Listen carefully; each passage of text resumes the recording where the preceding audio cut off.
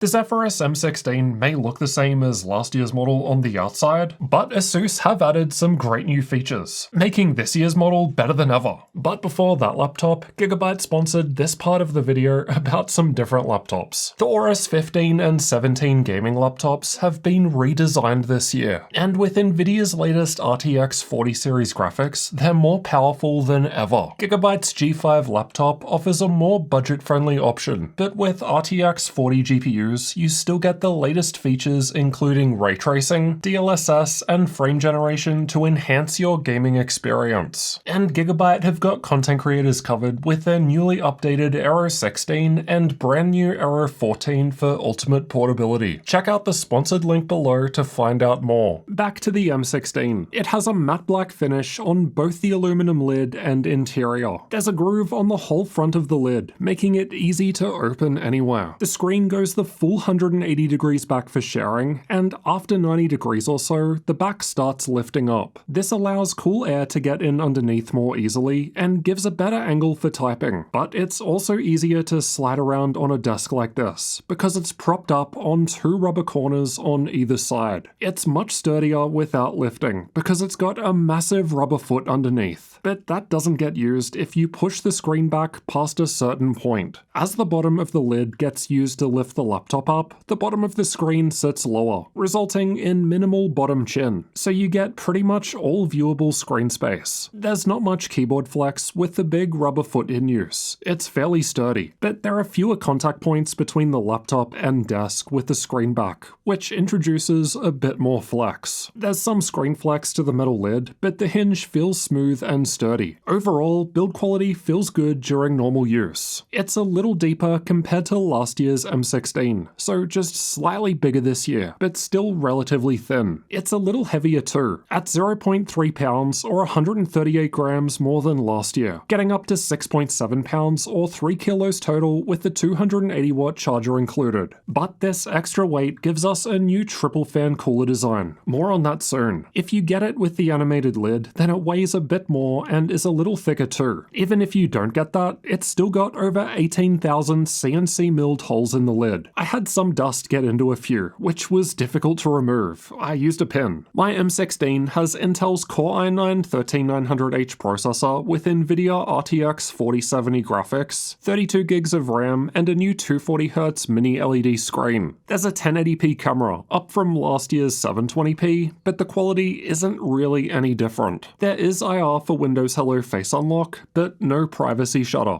Here's how the camera and microphones look and sound, and here's how it sounds while typing on the keyboard. My keyboard only has white backlighting, but there's also a one-zone RGB option. All keys and secondary functions get lit up, but the lighting was a bit patchy looking. There are 3 levels of key brightness available by holding function and pressing the F2 and F3 keys. The Aura key on F4 can be used to swap between 3 effects, but they're extremely basic as there aren't different colors available. The keys have 1.7mm of key travel, and I liked typing on it. The keys have a light clicky feel. The only thing I didn't like was the small arrow keys, and not having a numpad might be a deal breaker for some, but not me. The glass touchpad feels extremely smooth and feels perfect. Seriously, it's probably the best one I've used all year. It's just super accurate and feels great to click. There are front-facing speakers on either side of the keyboard, and underneath on the left and right sides down the front. I thought they sounded pretty good for a laptop. They get fairly loud, but start sounding less clear once you go above 60 or 70% volume, but there was only minimal wrist rest vibration. The latency mon results weren't good, but there is a known Nvidia bug at the moment that can make this worse. It plays this sound by default on boot.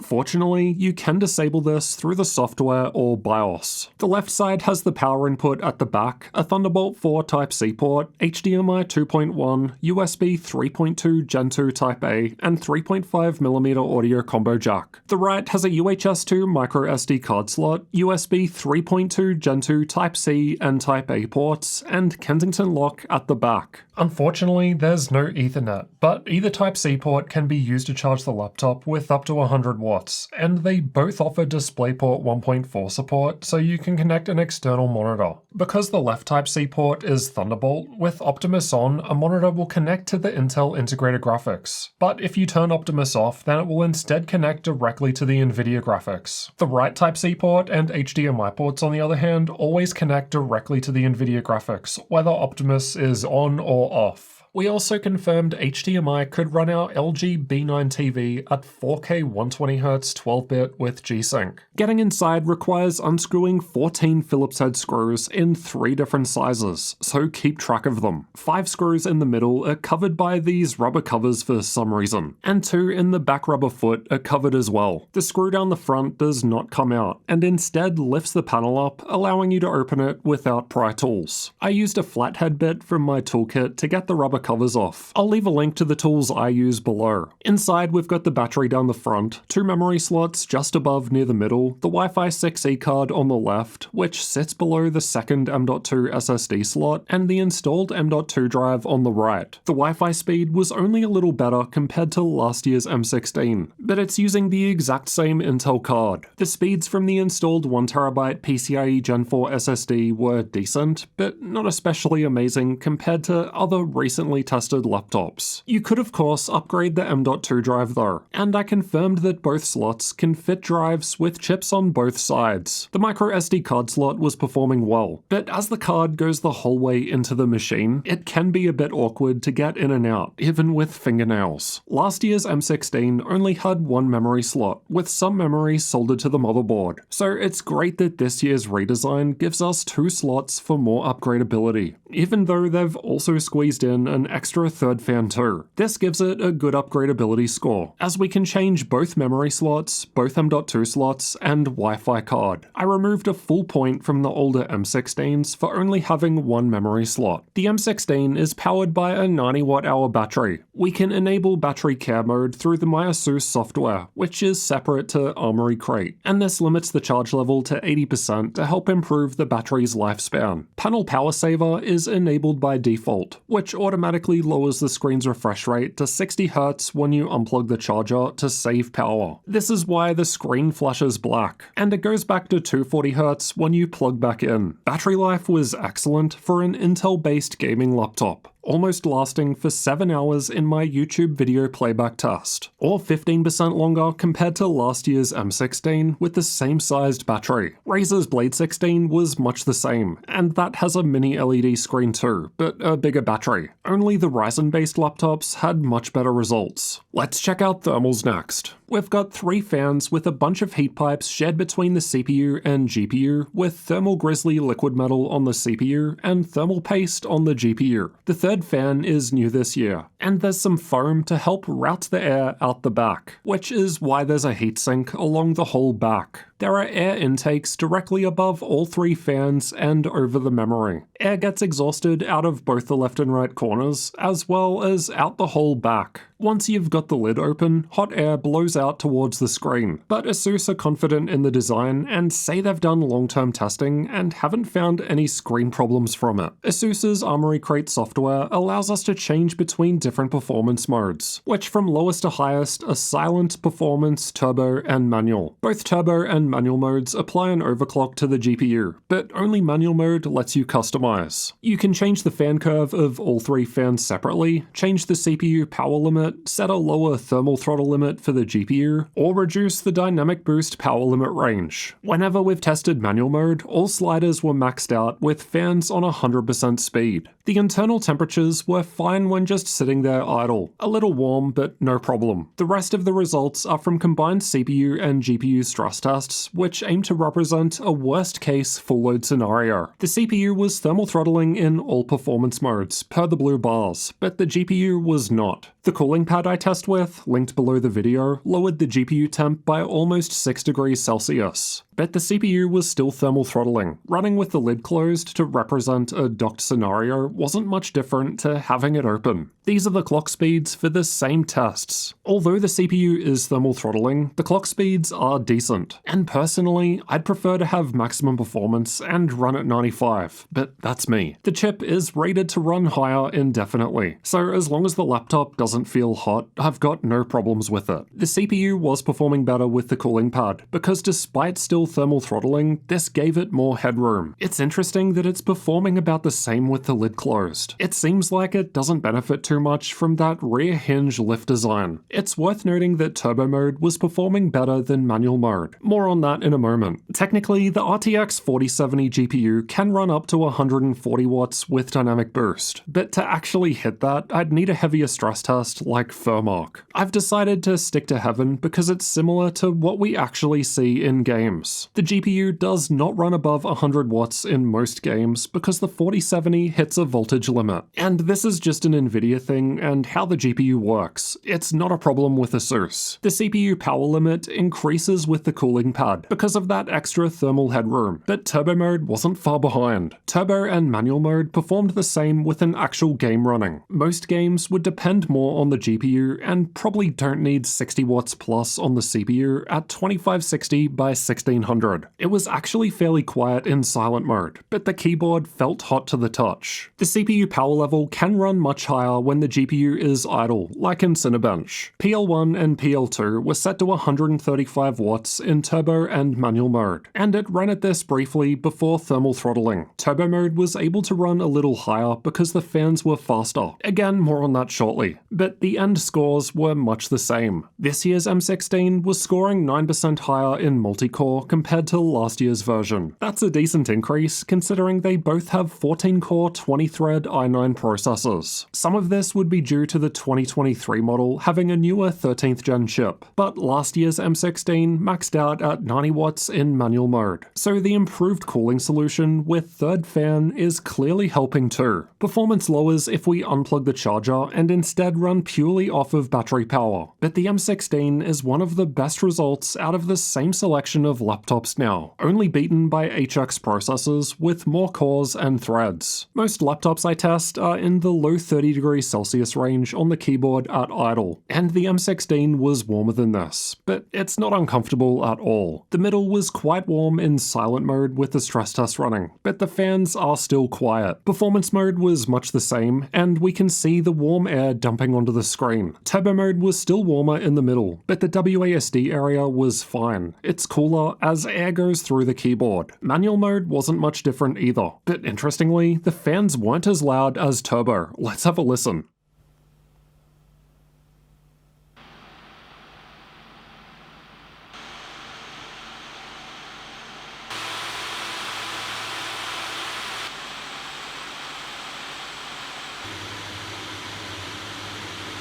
I could not hear the fans when idling in silent mode, and as expected, it gets louder with the stress tests in higher modes, with turbo being quite loud. Manual mode was set to 100% speed for all three fans, yet turbo mode was louder. This is why turbo mode was a little cooler than manual mode, and why the CPU TDP was almost able to match manual mode with the cooling pad. The M16 has a 16-inch 16x10 screen, just like last year, but now this year it uses a mini LED panel with 1024 dimming zones, and the refresh rate also increases from 165Hz last year to 240Hz this year. And it also gets both Advanced Optimus and G-Sync, two nice features that were missing from last year's model. Advanced Optimus lets you disable Optimus without rebooting, but you can set the GPU mode to Ultimate, which is the traditional mux switch option, and requires a reboot. Leave it on standard mode if you're going to use Advanced Optimus through the Nvidia control panel. Eco mode disables the Nvidia graphics and only uses the integrated graphics to improve battery life. Optimized mode sounds like it's Advanced Optimus, but I didn't actually find it to work. It didn't set the Nvidia control panel to automatic. The Armoury Crate software gives some control over the backlight mode. You can set it to one zone, which basically enables all 1024 dimming zones at once, so it acts like a normal screen with one zone. Or you can change it to multi-zone, which is basically regular mini LED mode with the zones working independently, and this is required for HDR. The screen's color gamut was excellent for a gaming laptop, and much the same between one-zone and multi-zone modes. But the contrast ratio is much higher in multi-zone mode, because it can get darker by dimming zones as needed. The contrast change is pretty obvious, even just in the Armoury Crate software. The blacks are just deeper and less washed out with multi-zone enabled. Multi-zone mode can get much brighter too, as shown by the blue line. ASUS advertise up to 1100 nits, but we didn't measure near that. But we also don't have the ability to test short bursts and peaks, only sustained results. Even one-zone mode is brighter compared to a lot of other gaming laptops out there, including last year's M16. There's barely any backlight bleed, but this will vary between panels, and we can see that multi-zone is able to get darker, contributing to the better contrast, though it doesn't seem to completely turn off the zones like other laptops. The M16 has overdrive enabled by default, which gives it a faster response time. With it enabled, average greater gray screen response time was great for a mini LED panel at 5.15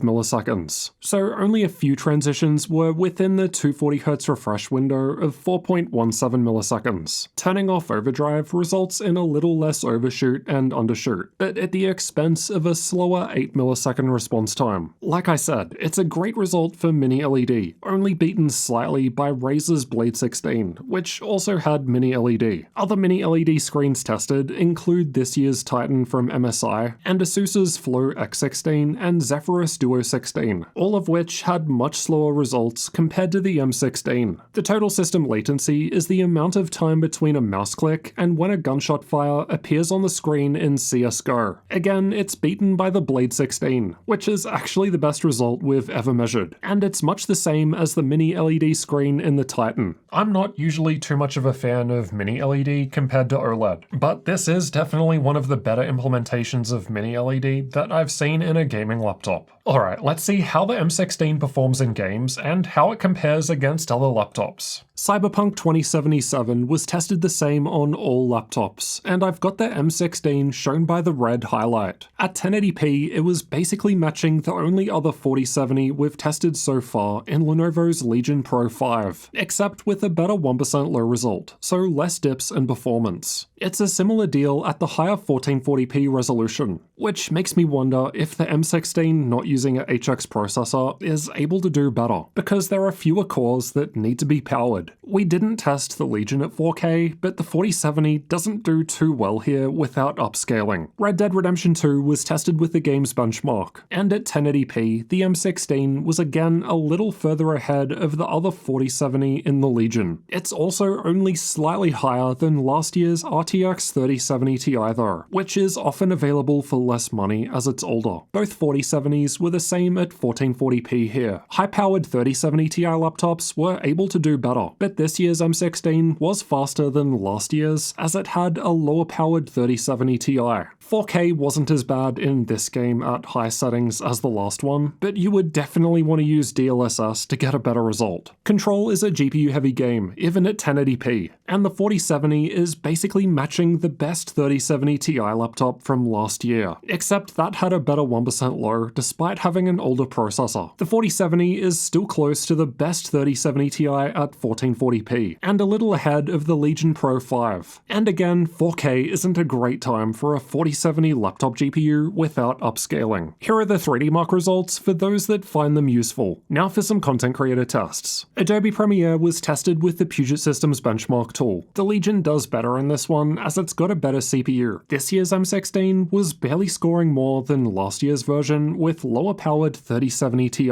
Adobe Photoshop generally likes single-threaded performance, and the M16 was one of the better results now, only beaten by laptops with more cores and higher GPUs. GPU power matters more in DaVinci Resolve, and like the games, the 4070 was similar to high-powered 3070 Ti options. Blender is also GPU dependent, and again the 4070 was basically matching the best 3070 Ti result. We've also tested SpecViewPerf, which tests out various professional 3D workloads. The BIOS looks nice, but there's nowhere near as much customization available compared to MSI or even Lenovo laptops. But maybe a little more option compared to others like Aorus. Linux support was tested with an Ubuntu 22.10 live CD. By default, the keyboard, touchpad, camera, and Wi-Fi all worked fine. The speakers kind of worked, but were extremely quiet for some reason no matter what I did. Keyboard shortcuts for adjusting screen brightness, keyboard brightness, and volume worked, but the Aura key did not work for changing keyboard effect. Pricing and availability will change over time, so check the link below the video for current prices and sales. And speaking of sales, make sure you check out our website gaminglaptop.deals to get the best deal on your next gaming laptop. We update it every day with all of the latest sales. At the time of recording, the M16 with the same CPU and GPU as what I've tested here, but half the RAM, goes for $1,950 on Best Buy. For comparison, last year's model with 3070 Ti is currently on sale for $450 less. Though, as mentioned throughout the video, there are some nice improvements with the newer 2023 model. These include more memory upgradability, a third fan for higher CPU and GPU power limits, which equals more performance, a better screen, more battery life, and the option of an animated lid, if that's your thing. If you're just after raw gaming performance, you could get a more powerful 3070 Ti laptop for less money, or even a 3080 Ti for similar to this year's M16. The main reasons to consider paying more for the M16 are for the thinner, more portable design or the mini LED screen. Overall, I think that this is one of the nicest laptops I've tested so far in 2023. It just feels good and works well. It might not be the most powerful or best cooled, but it's definitely very capable. I'd be really interested to see how the 4080 and 4090 configurations go. The main problem with the RTX 4070 graphics in this one is that it's not actually a whole lot better compared to the 3070 Ti.